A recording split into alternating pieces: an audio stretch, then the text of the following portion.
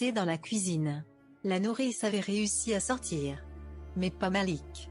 Quand Lisa arriva à l'hôpital, c'est Esther qui était là. En uniforme.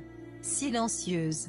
Tremblante. « Il est où mon fils ?» cria Lisa. « Lisa, assieds-toi. » Elle ne s'assit jamais. Elle s'effondra.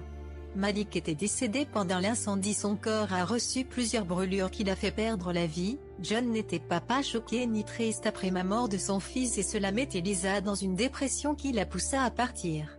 Lisa resta chez Esther plusieurs semaines. Esther ouvrit sa maison, son cœur. Elle l'entoura d'amour, comme deux sœurs le feraient.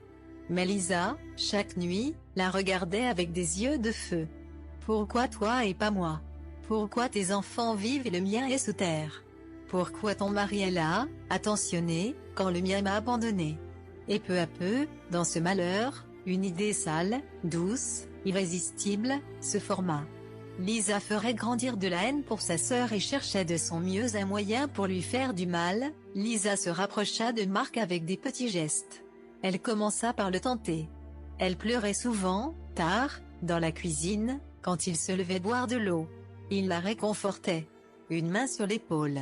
Un mot gentil. Puis une caresse. Un baiser. Esther ne remarque rien. Ou ne voulut pas voir. Mais un jour, elle trouva les messages.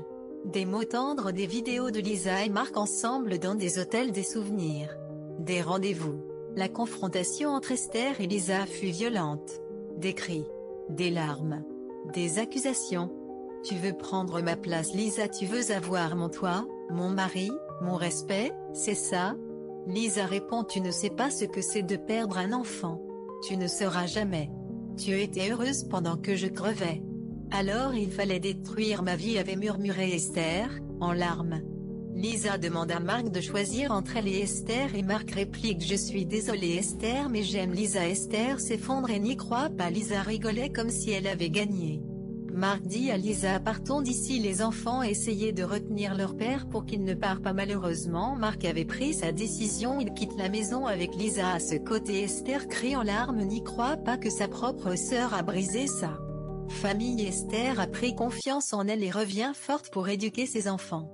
Pendant ce temps Lisa et Mark emménagent dans un appartement et commencent une visite de couple qui ne marchait pas. Ils avaient toujours des querelles et des tensions. Mark constata au fur et à mesure qu'ils avaient fait une erreur de quitter Esther.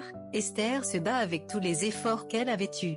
On lui nomme officier et cela fait d'Esther une femme qui prend confiance en elle. Un an passé, Lisa tombe enceinte de Mark. Malheureusement la grossesse ne se passe